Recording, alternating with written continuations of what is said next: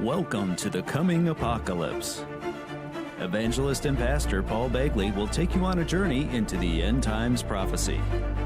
He'll examine current world events and explain how they relate to the end times.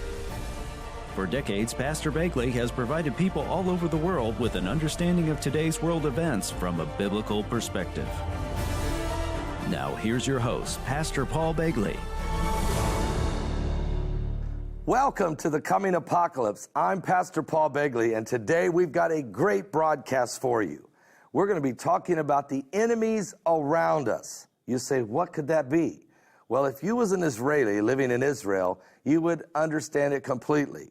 Bomb shelters in every town, every village, and the realization that there are those that surround you who literally wish you didn't exist.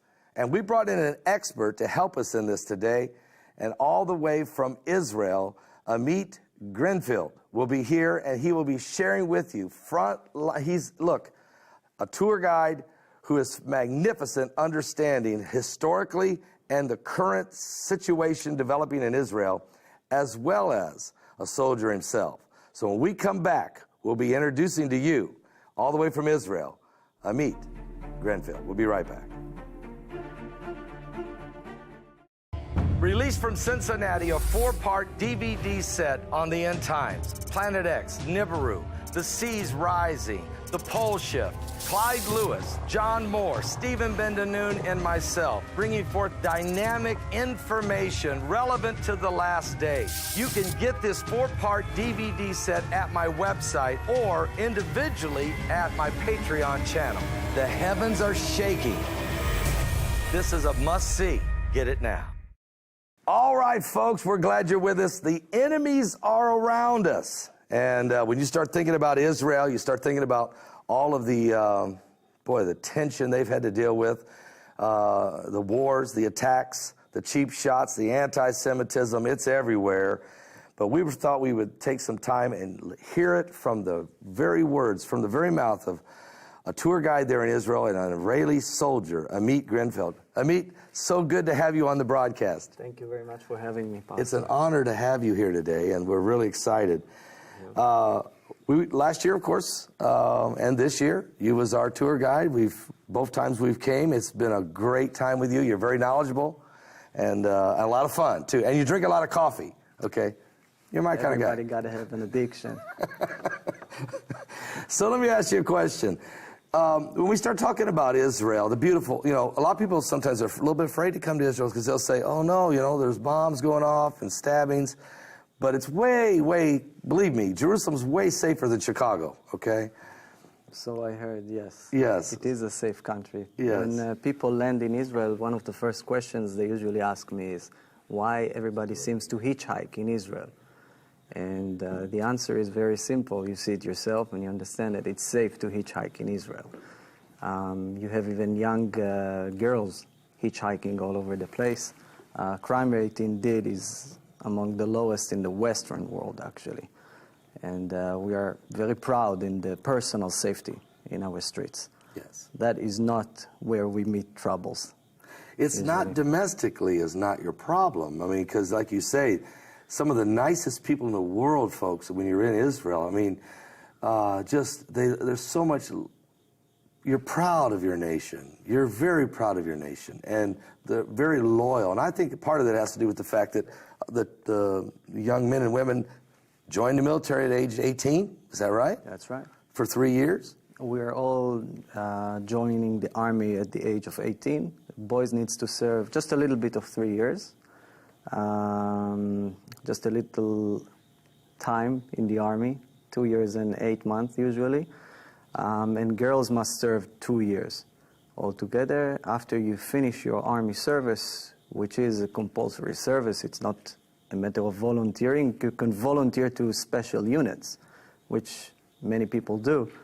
And after that, many of us stays in the army as reserve soldiers.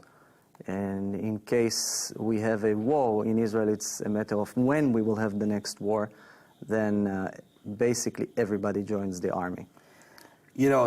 We can't fathom it here in America, rockets flying across the border into America. I mean, we don't even know what that means. It's been so long since there's been actual conflict here. So the American people, when they see this, they wonder how you deal with it. How did the people of Israel deal with you have bomb shelters. Everybody knows right where to go. You trained up as a child. Is that true? It is true. It is true. Every village in Israel, every town, every neighborhood has rocket siren, and every house, by the law that was built after 1992, must have a bomb shelter to the level of a bomb shelter room in every apartment. So even a very slow person will be able to go into a safe zone in a matter of seconds. Just like some states in America will have siren sounds for tornadoes, God forbid, or other types of storms. Right. We have metal storms coming from time to time. Although most of the attacks, of course, are on certain areas across the borders, very rarely it goes into the inner parts of the country, right, which is very small. Right. But it happened a few times in the past, and as we were talking earlier, there is a massive buildup around our borders of very powerful militias, guerrilla and terror organizations that are armed to their teeth with state-of-the-art missiles, rockets, and a new weapon that seems to enter the Middle East now, armed drones. That every child can fly one of those today, carry a small bomb, and hit a target precisely where he wants. So this is a game changer of what's taking place in warfare now. Yes. Folks, Amit has a book out called The Iranian Foreign Policy from an Israeli Point of View. And you can get a copy of this book on Amazon.com. Yes, sir. Okay? And it's a great book to give you a perspective of how the Iranians, what their philosophy is or their ideology, but what does it feel like from an Israeli point of view? Help us understand that, because what does it mean? I mean, it seems like Iran just wants to destroy you. Every other day, either the Ayatollah Ali Khamenei says it, or Hassan Rouhani, the president, or General Hassan Soleimani. Yeah, and all of them. I mean, so are they really as vicious? Do they really hate Israel like they say? First of all, let's give them some credit. I'm sure they're very honest in their hate. I do want us to separate the Iranian regime from the Iranian people. There are a lot of good people in Iran, and many of them, I'm sure, are saintful. Yes. Iran used to be a very good friend of Israel and a good friend of the United States. Yeah. I know people that worked in Iran, in agriculture, in technological developments. We even helped them militarily. That was all during the Shah of Iran. That's before the revolution. During the Shah. Right. After the revolution, Iran became a vicious enemy. And almost from day one, even during the terrible Iran-Iraq war, yes, that squeezed their resources and they bled so hard, even during those years, they started supporting guerrilla warfare against Israel, which shows you that it is a very high priority for them. It is a measure to rally the people around a foreign enemy, which is something that many Middle Eastern countries did, using Israel as the lower common ground. Iran is built of many tribes, many nations, and quite a few different types of religions are coming from Iran. One of those unique religions that came out of Iran eventually ended up with shrines in Israel. Those are the famous Baha'is. You have them not far away from here in Chicago, too. Yeah. And they're heavily prosecuted in Iran. Yeah. Sometimes the regime is using Israel as an excuse for just about anything. Just to give you an example, I think it was last year, an Iranian general stood up in front of the cameras and blamed Israel for stealing the rain clouds of Iran. For stealing the rain clouds? Stealing the rain clouds of Iran, that's why there is a drought. And so everything's Israel's fault, basically. Everything is Israel's fault, yes. Yeah. I believe even some officials in the government tried to laugh on him after that expression, but it shows you the direction of thinking. The thing is that except blaming us in every problem, they are putting billions of dollars that nowadays it seems that they desperately need elsewhere, and feed up fuel up and arms militias all over Israel. In this short book, I'm trying to provide a geographical overview of the Iranian presence in the Middle East. Well, it's not, okay, now if we take a look at the situation, we realize that there's Hamas in Gaza. They are funded basically by the Iranian regime. By many different Islamic organizations too. Iran is subsidizing Hamas partly, but they're also building up another terror army called the Islamic Jihad. Yes, And right there in Gaza. They have no problem that they are radical Shiites and those are radical Sunnis in Gaza.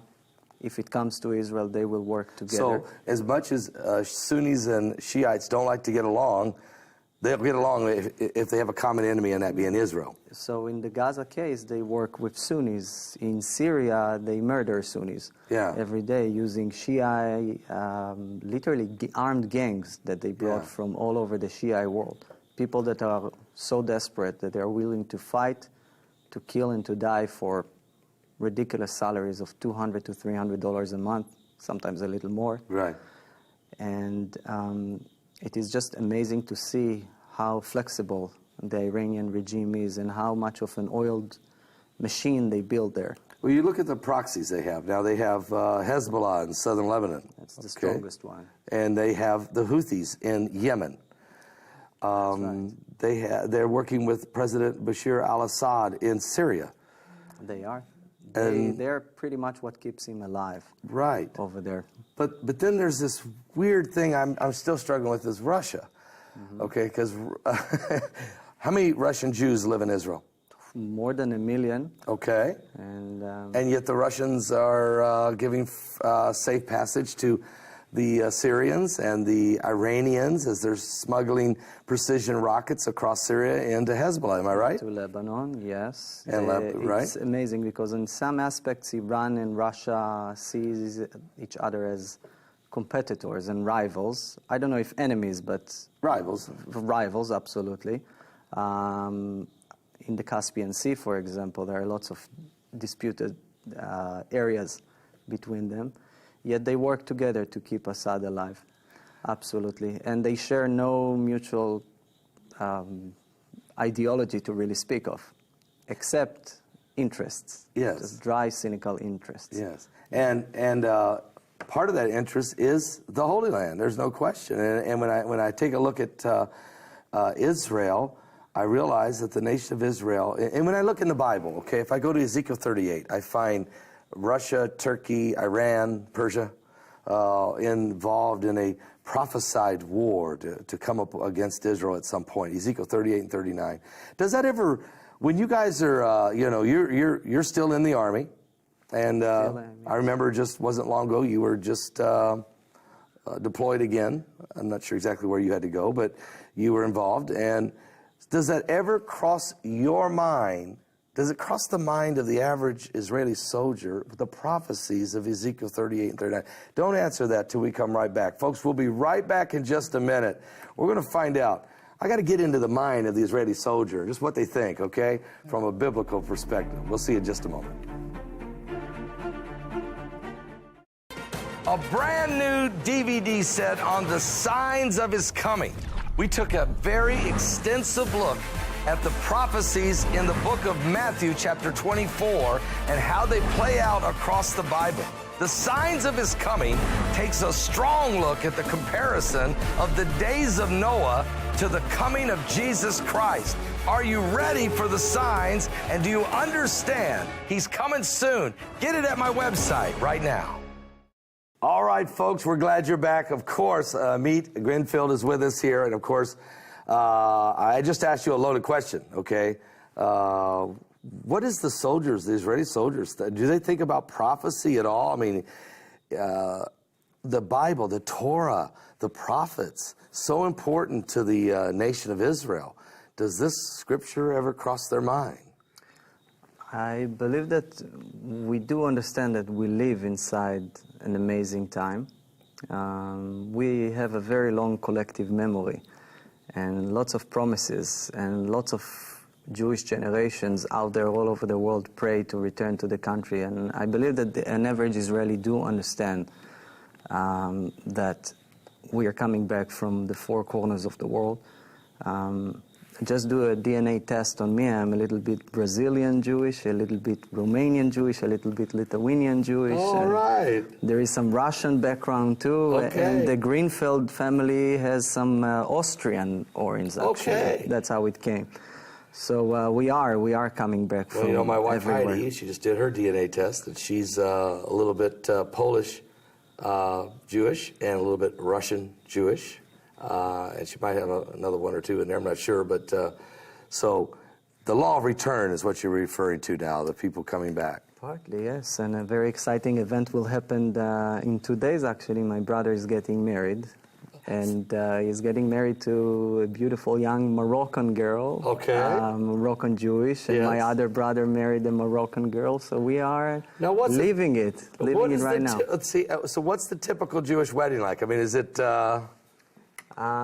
You usually remember the first hour of the wedding, then you usually, as you go drunk, Yeah. you remember less and less. maybe It's a the lot last of, hour is completely gone. Absolutely, Right? Okay. absolutely. But you might find yourself dancing with the rabbi Okay. at a certain point.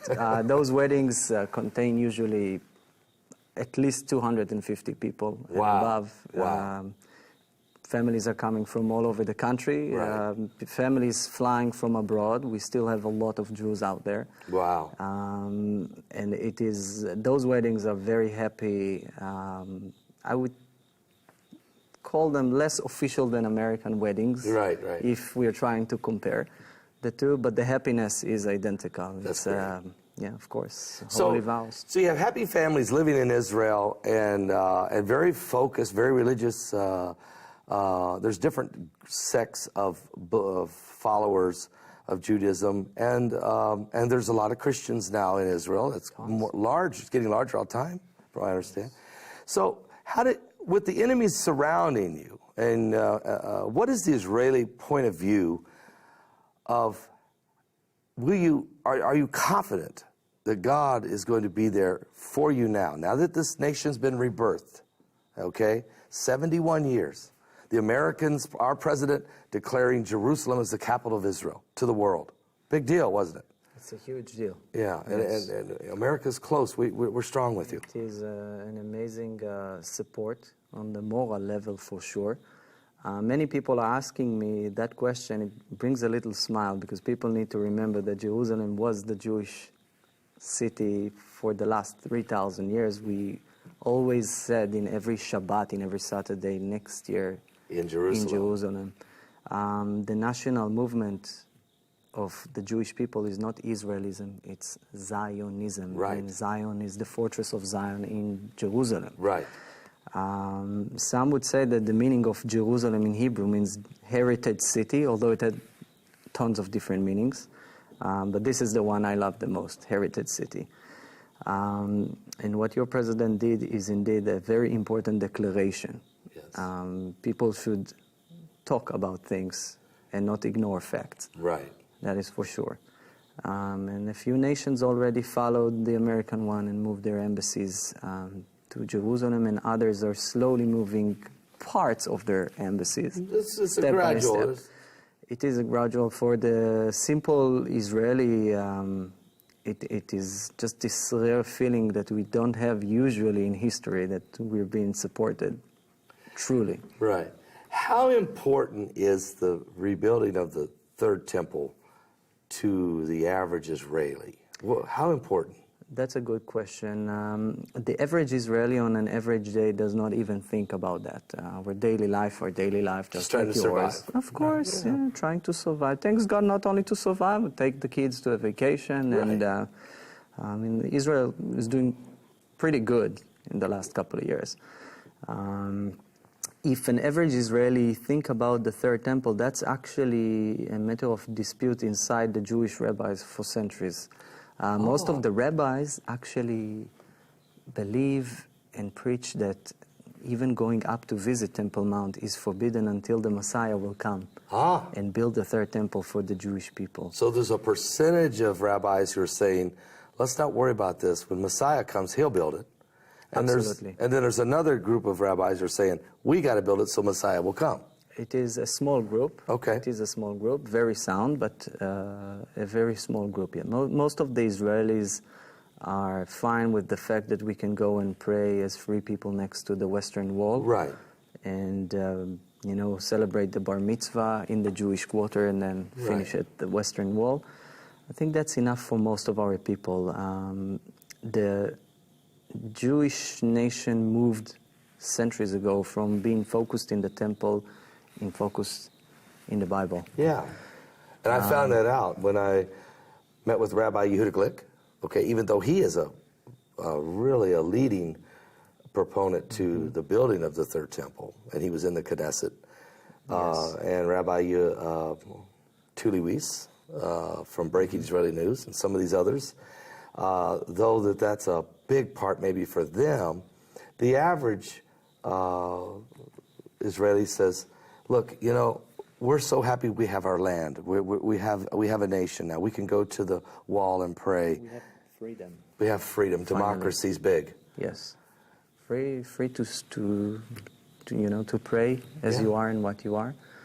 And most of the Israelis actually, maybe I'll surprise many, but we believe that everyone should come and pray in Jerusalem, Muslims, Christians, and Jews, Baha'is, and everybody. Hipsters can come too, for all we care. Everybody is welcome. But I think Judaism basically fits very well with democratic values. The two are combined. Some of us say that we should be more Jewish. Some believe that we should be more democratic. And the truth is somewhere in a gentle balance. Sounds there in the like middle. America, okay? Has a similar, Sounds like America. similar Of problem. We course. have the right-wing conservatives and we have the left-leaning liberals, and then somewhere in the middle is the folks that say, can we just have a little bit of both, But overall, I think that's kind of how people are in generally. Absolutely. But you have a dynamic that no other nation has, and that is a constant threat. Look, and we're going to talk about this in our next broadcast. We're going to go to the 1967 and the Six-Day War, because you've just written a great book on that. But the fact that every day your nation has to stay on alert. You've got the Iron Dome that has to shoot down the incoming rockets. You have to have people ready and trained and at all times. Yet you don't live in fear, do you? No, not really. Sometimes when there is a state of emergency, then there are some fearful thoughts. Usually more afraid of what am I going to do with my kids now, right, or what my wife will do with them when I'm in the army and she needs to take care of the three of them while school is off and canceled. Right. I don't think I fear for the very existence of Israel. No. And you shouldn't. According to the scriptures, you shouldn't. At this point in time, prophecy, I believe, is certainly the rebirth of Israel as a nation was prophesied in Ezekiel 37 with the dry bones. And they've come back together, and now the nation is thriving. And I think we're moving into the next phase of biblical prophecy. And it's an exciting time to watch what's going on. But at the same time, that does include, at some point, again, you're going to deal with another invasion, as according to the prophets of the Bible, similar to 67. But again, God is going to look after the nation of Israel. I have total confidence in that. We'll be right back, folks. Just a minute with the meat.